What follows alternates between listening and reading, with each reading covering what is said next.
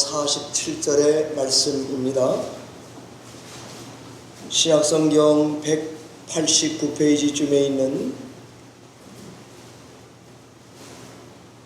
사도행전 2장 42절로 47절의 말씀을 한 절씩 교독해서 읽도록 하겠습니다. 하나님의 말씀입니다. 그들이 사도의 가르침을 받아 서로 교제하고 떡을 떼며 오로지 기도하기를 힘쓰니라.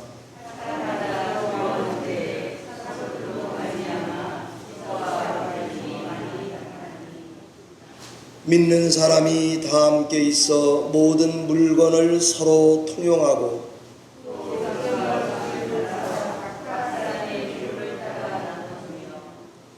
날마다 마음을 같이하여 성전에 모이기를 힘쓰고 집에서 떡을 떼며 기쁨과 순전한 마음으로 음식을 먹고 같이 읽습니다.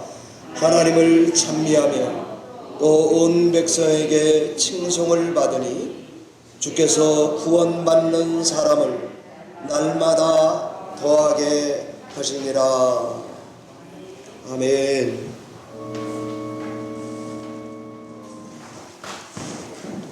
기도하겠습니다.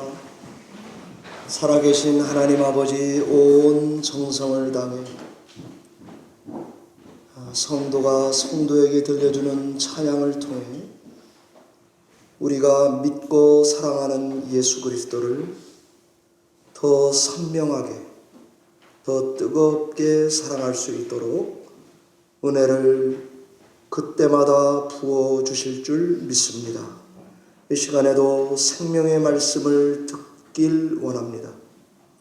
길을 묻는 우리 열린문교회를 불쌍히 여기셔서 가는 길을 인도해 주시고 성령께서 말씀하시고 역사하셔서 우리의 앞에 먼저 앞서가시는 하나님을 만나는 귀하고 복된 말씀 시간이 되게 해 주시옵소서. 주께 의지하옵고 예수님 이름으로 감사하며 기도하옵나이다. 세계적인 인공지능 컴퓨팅 기업인 엔비디아 창업자인 젠슨 황이 이런 말을 했습니다. The metaverse is coming. 메타버스 시대가 오고 있다는 말입니다. 지금 우리는 인터넷 시대를 살아가고 있습니다.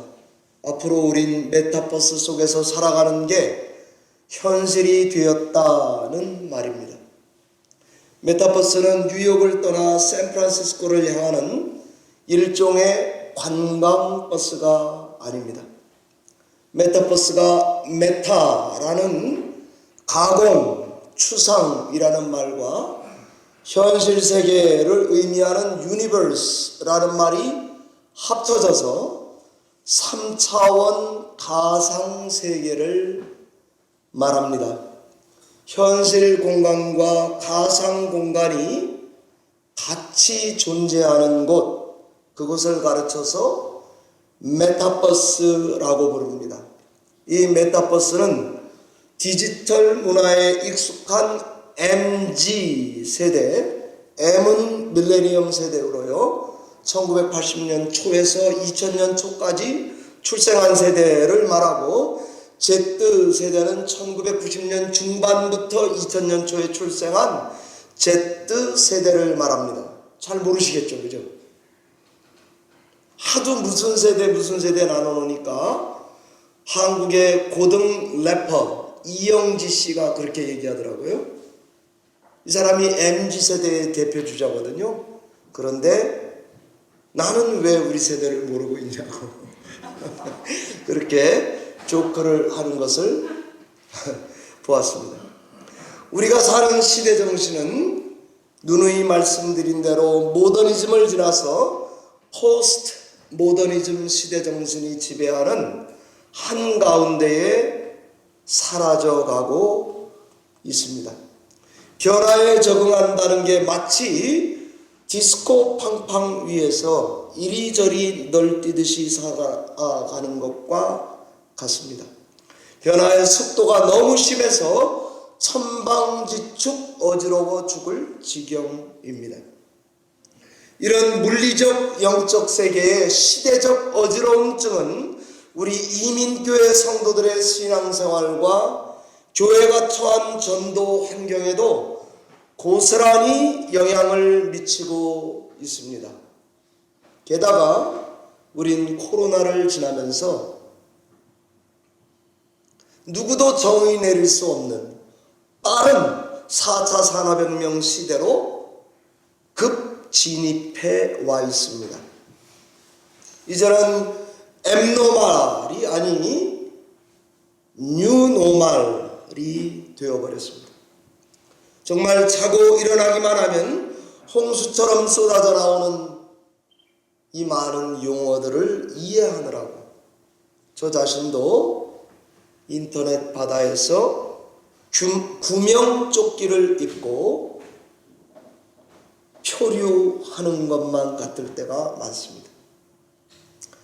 이런 우리 삶의 환경의 변화는 우리로 하여금 교회는 어떻게 이런 변화 속에서도 사명을 다해야 하는지 성경의 그 길을 묻지 않을 수 없습니다. 그래서 저는 당분간 성경에 나타난 교회들의 발자취에서 우리 이민교회 열린문교회가 나아갈 길을 한번 물어보고 싶었습니다. 그리고는 그 길을 한 2달여 찾아보겠습니다. 오늘은 예루살렘 교회입니다. 다음은 제목을 몇 개 붙여본다면 사마리아 교회, 그 다음에 안디옥 교회, 그리고 에베소 교회, 그리고 로마 교회, 그 외에도 아마 제가 성경 아직 다 소화를 못했지만 몇 가지 신약 교회들이 있을 것입니다. 그 교회가 씨름하고 지나갔던 시대가 우리에게는 무슨 답을 하는지 들어보도록 하겠습니다. 오늘은 예루살렘 교회를 살피겠습니다. 예루살렘 교회는 성령을 받은 제자들이 사도들을 중심으로 해서 세워진 교회입니다. 따라서 이 예루살렘 교회는 교회의 원형이라고 해도 과언이 아닙니다. 만약 우리가 교회다운 모습을 찾아보려고 한다면 우리 이민교회가 하나님께 갈 길을 묻는다면 바로 이 예루살렘 교회를 어떤 교회도 예외가 없이 주목해야 합니다. 그럼 이 예루살렘 교회는 어떤 교회입니까? 길을 묻는 우리에게 예루살렘 교회는 뭐라고 답을 합니까? 교회는 무엇보다 성령 세례를 받은 제자들로 시작된 교회가 예루살렘 교회입니다. 고로 우린 이 교회에서 주목해야 하는 게 있습니다. 예루살렘 교회가 열린문 교회에게 속삭여 오는 하나, 첫 번째는 기본에 충실해라 이런 말입니다. 뭐라고요? 기본에 충실해라. 교회는 성삼위 하나님이 시작하셨고 그 하나님이 주인이 되는 아주 특별한 공동체입니다. 즉 우리 교회라는 것은 세상의 여느 공동체와 근본이 다르다는 것을 기억해야 되겠습니다. 기본에 충실하면 할수록 우리 길이 선명해질 것입니다. 교회는 세상의 사람들이 의기투합해서 공동체 개개인의 서로의 공동의 이익을 추구하는 단체나 조직이 아닙니다. 계모임이나 동호회나 동창회나 뭐 이런 모임들과는 근본적으로 다르다는 것을 기억해 둡시다.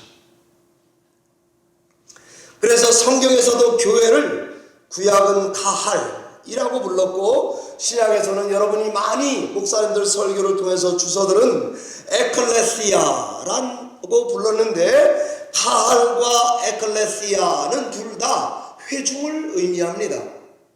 Assembly of God입니다. 하나님이 애굽에서, 하나님이 세상에서, 하나님이 죄와 사망의 권세에서 하나님이 불러내서 하나님이 모으신 하나님의 사람들 교회입니다.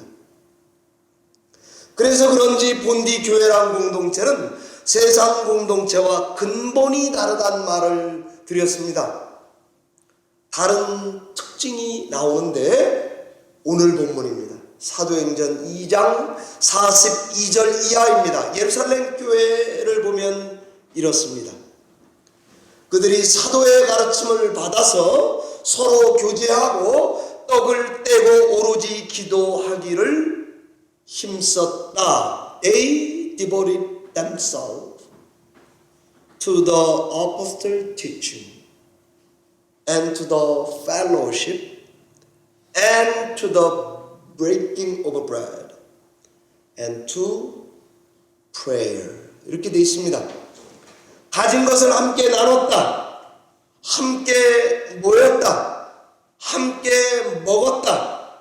함께 하나님을 찬양했다. 제가 지금 강조한 부분이 헬라어 본문이 강조하는 바입니다. 함께입니다. 자, 그럼 메타버스 시대에 우리 이민교회가 갈 길을 성경에 물었다고 칩시다. 답은 자명합니다. 우리는 교회 공동체에서 성경 배우는 일에, 성도님들 간에 교제하는 일에, 이 먹는 일에, 기도하는 일에 우리 자신이 devoted, 헌신하는 게 답입니다. 간단하죠. 안 그러면 답 없습니다. 길 없습니다. 그저 그런 성도들은 힘들게 신앙을 연명해 가거나 그 공동체는 점점점 와해되어져 갈 것입니다. 여러분은 이 기본으로 돌아가지 않는 한 우리 교회는 점점 힘을 잃어갈 것입니다. 제가 너무 자주 설교 때 말씀드려서 죄송하지만 저희 어머니 말씀드려야 되는데 어머니에게 그랬습니다. 어머니, 이번에 제가 여기 온 거 보니까 이제 한 2주 지나고 뒷부분에 와서 제가 이제 느끼는 게 있으니까 그걸 전하는 거예요. 어머니, 하나님께서 꼭 살려주실 것 같은 불길함이 있습니다. 좀 더 오래 사셔야 될 것 같습니다. 그랬더니 어머니가 제 말투가 그런 줄 아니까 어머니 한 85세는 넉넉히 살 거고 95세 뭐 그 정도 이상 사시다가 가셔야 되는데 이제부터 정신 똑바로 차리고 사셔야 되지 않겠습니까? 그렇게 말씀을 드렸더니 우리 어머니가 이러더라고요. 제발 부탁이 있는데 몸뚱아리를 이렇게 못 쓰면서 이렇게 살아서 10년, 15년을 더 살면 뭐하냐? 따질 것. 이런 따질 것 얘기 안 했어요. 제가 어머니 의역을 전하는 거예요. 따질 것. 그러니 하나님께 네가 기도할 때 나를 빨리 죽여주시도록. 그래서 제가 어머니한테 그래서 웃으면서 바로 어머니 신앙의 그 부분이 틀렸습니다. 하나님께서 아들이 이렇게 말하는데 그렇다면 나에게 건강을 빨리 주셔서 좀 더 끔적거릴 수 있을 때에 교회 일 더 많이 하고 예배 열심히 하고 자녀들이 믿음 안에 잘 걸어갈 수 있도록 더 매달리고 가야지. 요렇게 되면 정상인데 내가 이 몸뚱어리를 못 쓰니 탁 죽어버렸으면 좋겠다. 요렇게 생각하는 요 성도의 모습이 교회의 큰 문제입니다. 제가 그랬어요. 왜냐하면 성도들이 다 이런 생각 가지고 예수 믿고 산다고요? 그러니까 아무리 봐줘도 이기적이에요. 제가 볼 때. 지중심적이고 입장 바꿔 생각해 보세요. 하나님이 그런 성도 데리고 가기 참 힘들어요. 또 결정적으로 그렇게 생각하는 한 회개를 안 하기도 하고 못해요. 생각만 바꿔도 기도가 틀려질 것입니다. 우리 삶의 모습이 달라질 것입니다. 자, 그럼 예루살렘 교회를 보면서 기억합시다. 우리는 특별한 공동체란 사실, 그리고 이 교회엔 성부 하나님이 집에 계시다는 믿음, 성자 예수님이 우리의 주요 그리스도라는 믿음, 성령 하나님이 인도, 보호, 공급해 가신다는 확신, 성삼위 하나님이 불러내어 모은 하나님의 사람들, 교회인데 이 교회는 하나님 중심으로 기본으로 돌아갈 때만이 우리에게 생명력이 보장되어 있습니다. 이것을 마음속 깊이 다시 한번 오늘 새기고 돌아가지 않으시면 제가 우리 어머니를 자꾸 디스해서 죄송한데 그냥 몸뚱어리가 이러면 어떡하냐.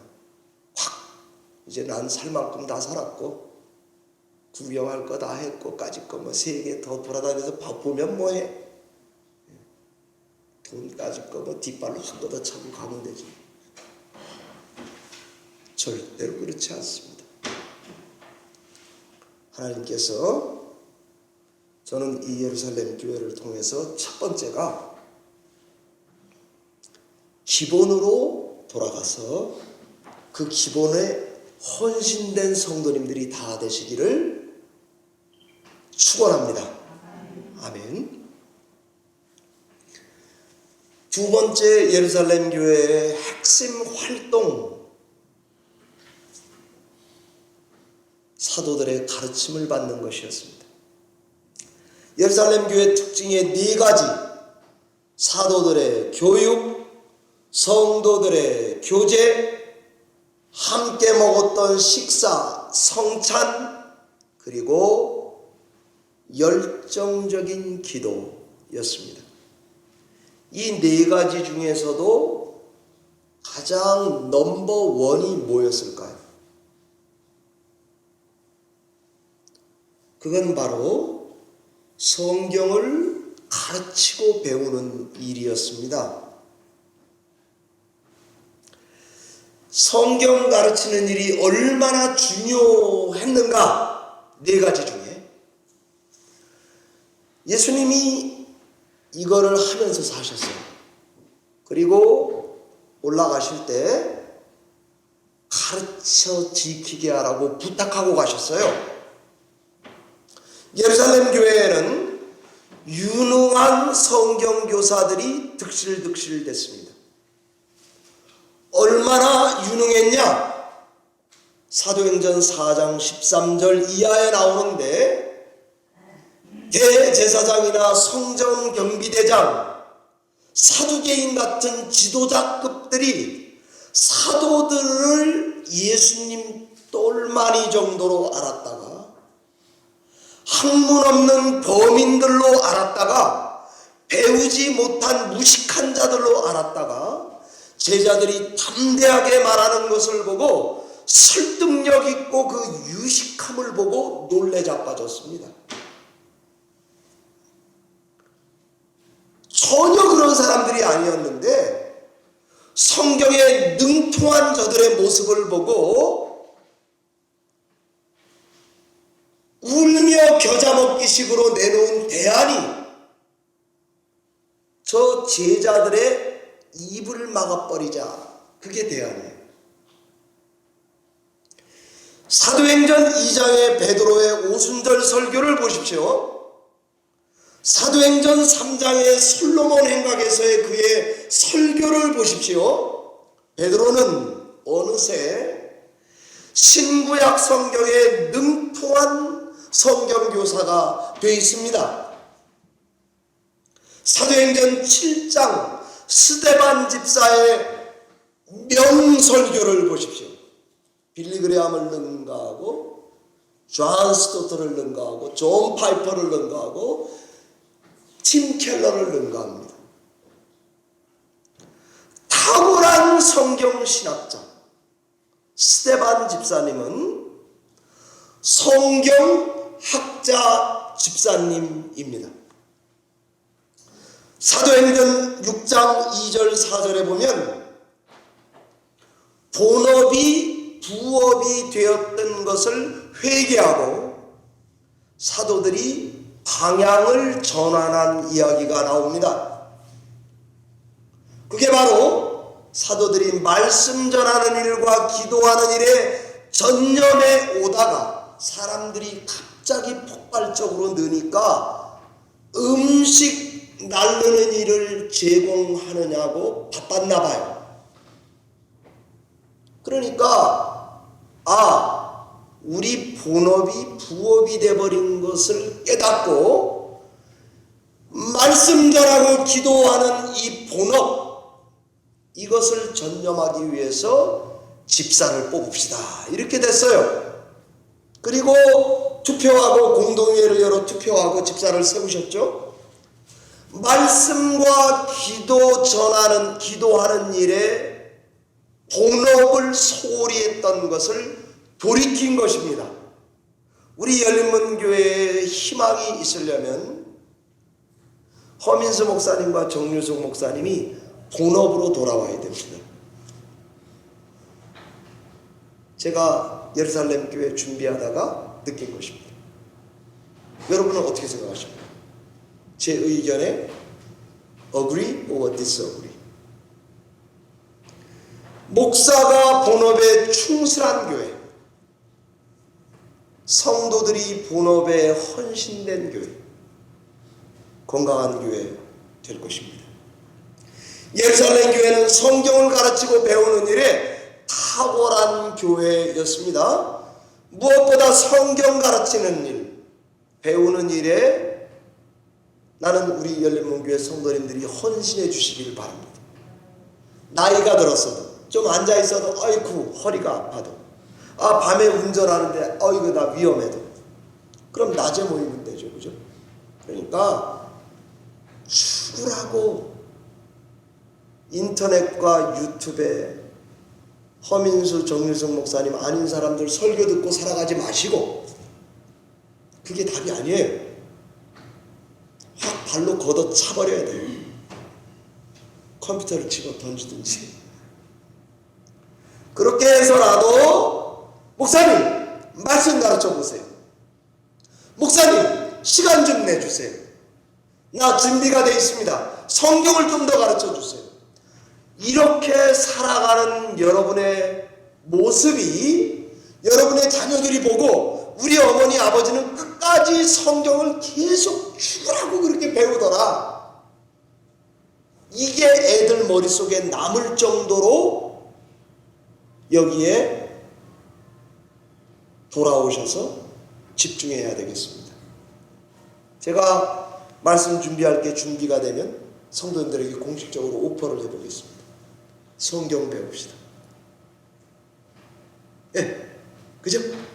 집에서 밑줄 쫙 색깔별로 다른 거 긋고 자를 갖다 밑줄, 저는 계속 그렇게 하고 있는데 오면은 성경을 읽고 간다고요. 새벽기도 오면은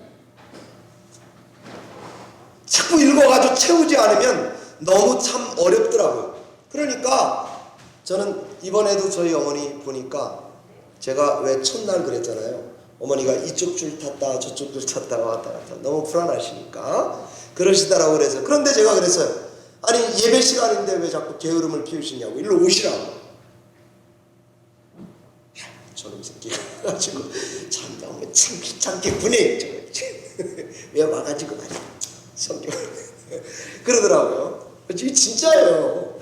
그러면서 꿀꿀꿀꿀 오셔가지고 이렇게 앉아가지고 어디 피야 펴요. 좀 말을 안 들어먹어 성도가. 그러니까 그러시다가 처음엔 짜증을 내시다가요, 그 다음에 이 말씀 앞에 자꾸 오고 성경을 읽으니까 마음이 겸손해지시더라고요.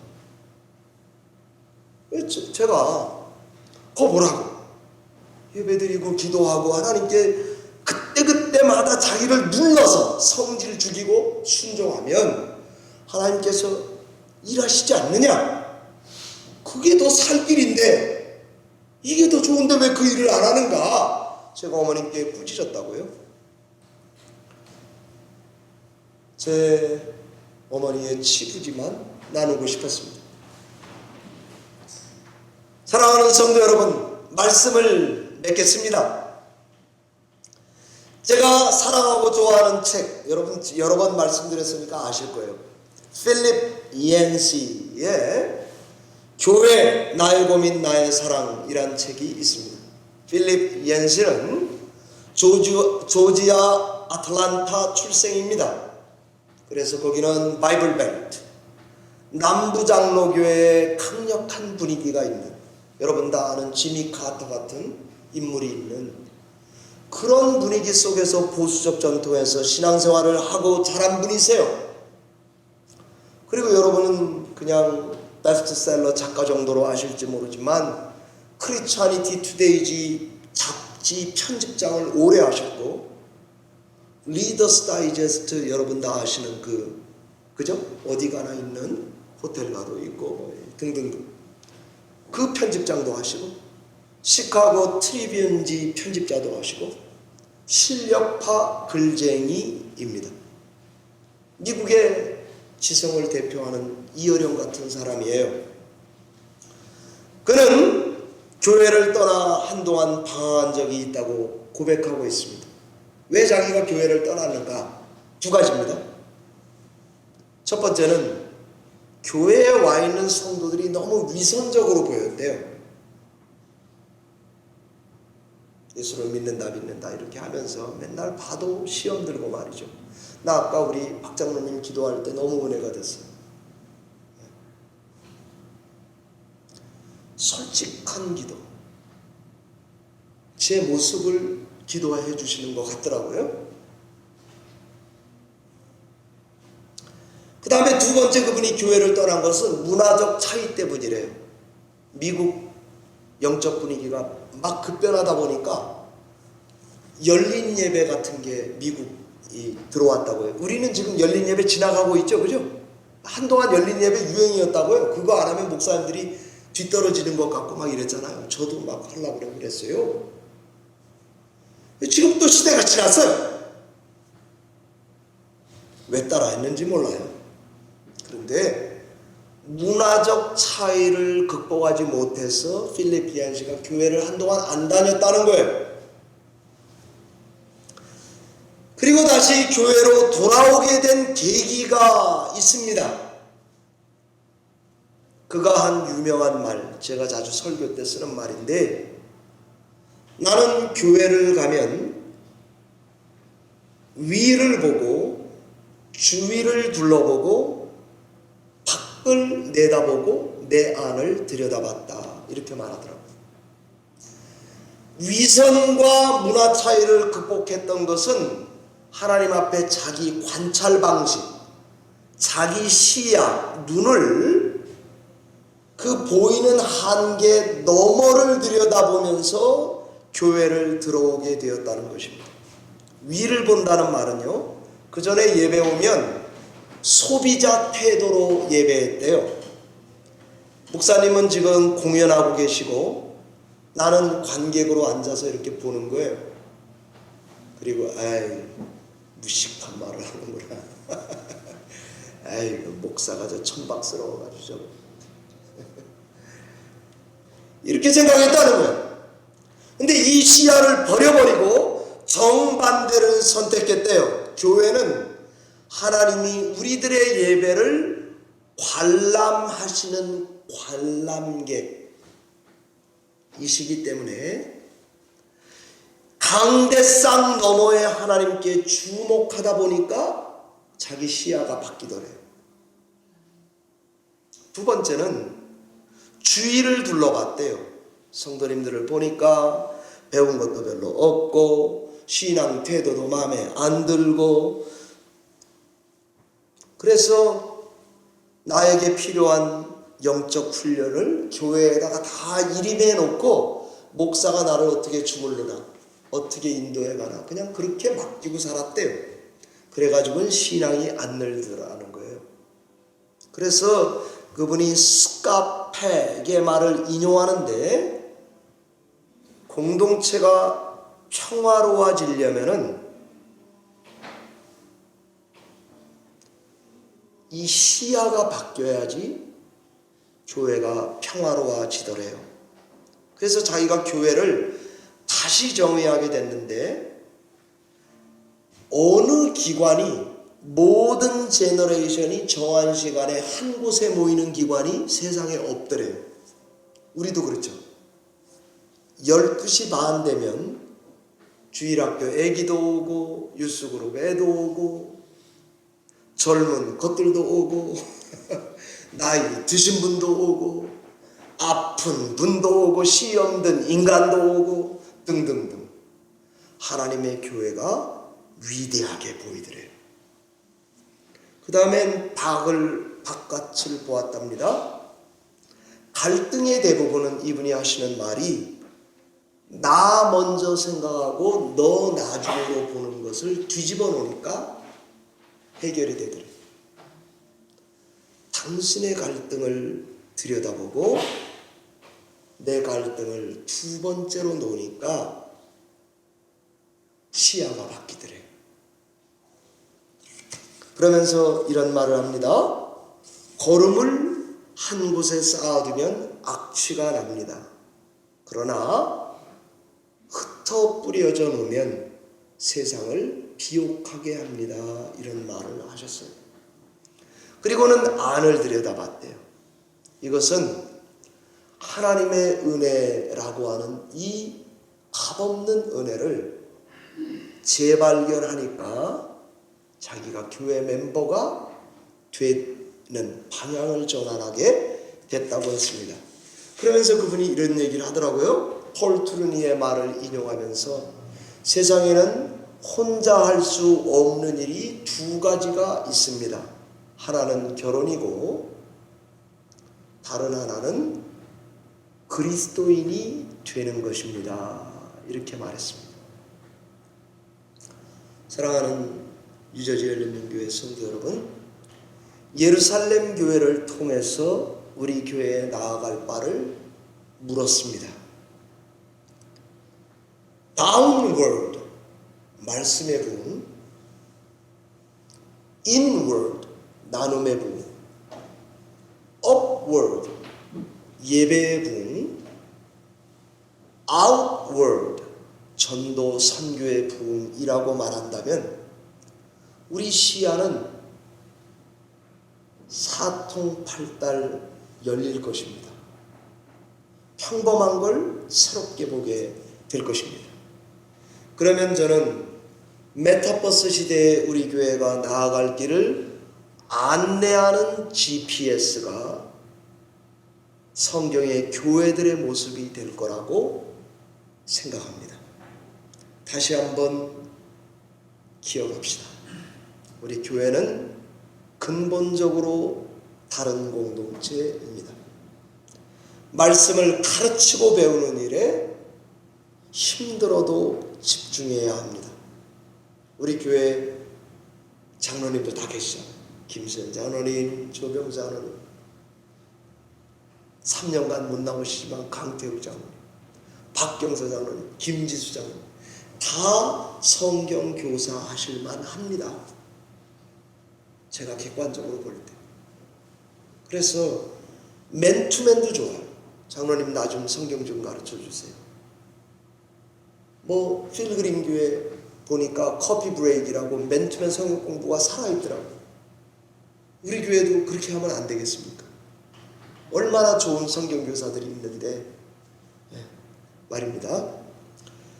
하나님께서 이 교회 갈 길을 묻는 이 설교 시간을 통해서 우리 교회에 무엇을 하라고 말씀하시는지 잘 귀를 기울이셔서 우리 교회가 하나님의 인도를 받고 비전이 있고 부흥하는 교회가 되게 하실 줄 믿고 순종해 주시기 바랍니다. 기도하겠습니다.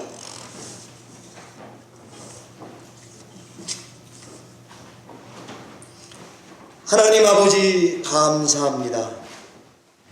교회의 원형 예루살렘 교회를 들여다보고 기본으로 돌아가자 하는 말씀을 증거했을 뿐 아니라 가르치고 배우는 일에 힘들어도 게으름 피지 말고 엄살 떨지 않고 배우는 일에 전념 헌신하는 저희가 될 때에 우리 교회의 길이 보일 줄 믿습니다. 인도해 주실 줄 믿습니다. 교회의 모든 예배가 성도의 교제가 회복되게 하실 줄 믿습니다. 이 믿음을 가지고 저희들의 모든 에너지를, 우리의 모든 중심을 하나님 이 교회의 기본에다가 집중할 수 있도록 성령께서 인도해 주시옵소서. 주께 의탁하옵고 예수님 이름으로 감사하며 기도하옵나이다. 아멘.